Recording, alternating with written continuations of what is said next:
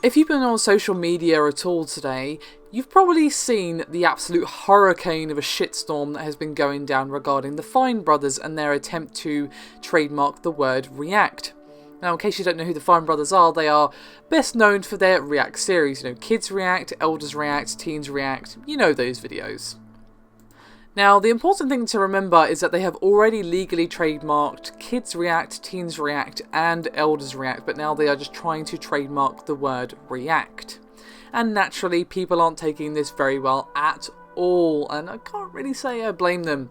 Now, their idea behind this was to create something called React World, which would basically be a licensing format. So basically, they would license the React format to content creators in order to make similar videos. Now, it's only if you use the word React, as far as I understand. I'm not a lawyer, so this is basically what I've read, and I've read quite a bit. If I were to make a video and call it Kids React to Banana Ice Cream, just for something silly, I couldn't call it that without, having their lawyers on me or as part of their React World scheme. But if I called it, say, Kids Respond to Banana Ice Cream, then I'd probably be okay. Now, this plan has massively blown up in their faces with the force of a napalm blast. They have been receiving an outpouring of criticism. Comments on YouTube and Reddit were pretty much unanimous, all joined together, calling them out on saying it was unethical and basically accusing them of doing a cynical cash grab. And their numbers on their subscriber count have been tumbling. They have tumbled by about 1 million, and at one point their YouTube channel was shedding about 10,000 subscribers an hour. And earlier on today, I just checked, it's just gone down. It is down now, should I say. There was even a live stream of their subscriber count. You could just watch the numbers fall. I checked on it earlier today and I was astonished at the amount they were losing per second. Now, this prompted, as you would expect, an emergency apology video from them, who attempted to better explain what you were trying to do. It didn't really help, and they also posted on Facebook basically saying, quote, "This is similar to TV where you can't make a show that's substantially similar to America's Got Talent, but of course you can make a completely different talent competition series. Same deal here. We do not own the idea of reaction videos, nor would we shut down anyone making reaction-based content. Of course you can make your own React videos, but React Worlds is an opportunity to localize versions of our Pacific series, blah, blah, blah, blah."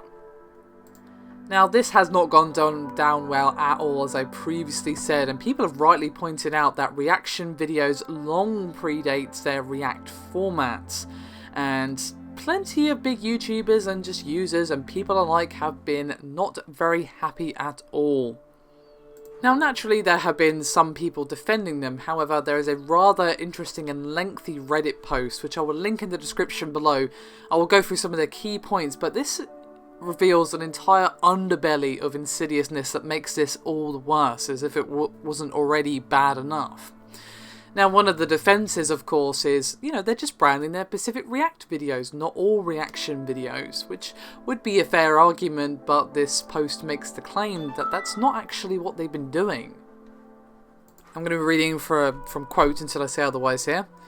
"They have already legally trademarked Kids React, Teens React, and Elders React. They have been using their lawyers to threaten other channels who are attempting to make videos of Kids React videos for years.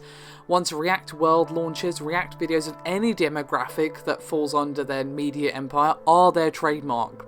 You can currently make engineers react, but once the Fine Bros successfully trademark all these reaction types, they can use their lawyers to threaten you, just like they currently threaten you for making Kids React videos. They feel so entitled to their formats that they actually think anything remotely similar to one of their formats is infringing on their intellectual property. They even threatened Ellen," that being Ellen DeGeneres of The Ellen Show, I'll quote there, "for stealing their format. Ellen's video is nothing like the Fine Bros do. She's just showing kids on her show some old technology.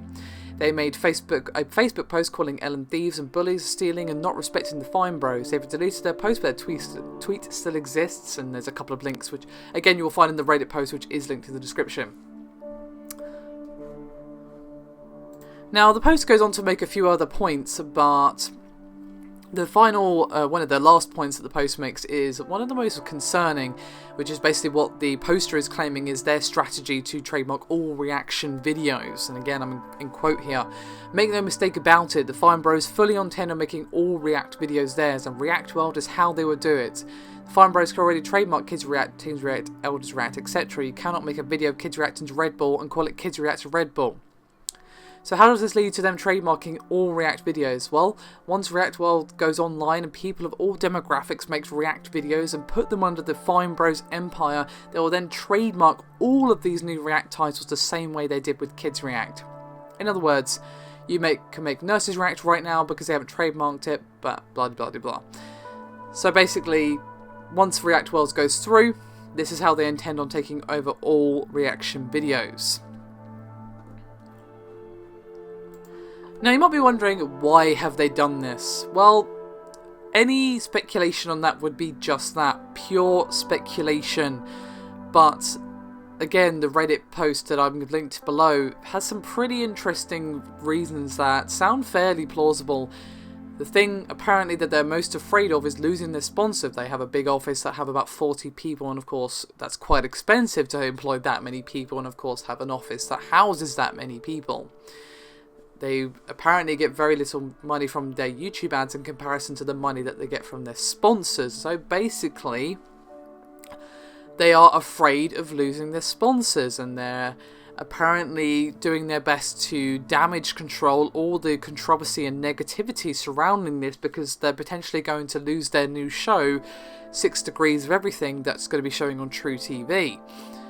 And essentially, they don't want their sponsors to find out that all this huge negativity and bad reaction is happening, because their sponsor, well, they don't want to be associated with that kind of negativity, and well, you could hardly blame them. I suggest you read the post. As I said, it is rather lengthy. I've kind of skipped over some bits because I'll be here for another 5 minutes if I went through it all.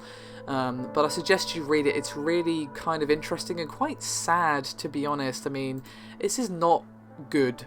And it's come at a really poor time, but even if we hadn't just had the whole Sony Let's Play thing, this would still not be good at all. I mean, when I heard about this morning rather, my reaction was just, wow, oh my god, they do not own the concept of reaction videos. You can trace them back years before YouTube even, if you really want to go back. So this is kind of scummy, to be honest. I'm not blaming anyone who reacts badly to this, so yeah. Now, they didn't help things by trying to dress this up as a positive thing. They basically tried to make it sound like a good thing, like, yeah, you can, use our React format, and, we can help each other out, and blah-de-blah-de-blah, and they really tried to dress it up in that fashion, but people have not taken it that way, and I can't really blame them given their history. As again, I keep referencing the post, but there have been numerous pieces of evidence of them abusing DMCA takedowns or copyright strikes to shut down smaller React channels, so they have a history of doing this. If this was a channel that had perhaps a flawless history of like never doing this, the reaction might have been different, but this isn't the reality. So basically, it's a mess, and they're paying for it big time.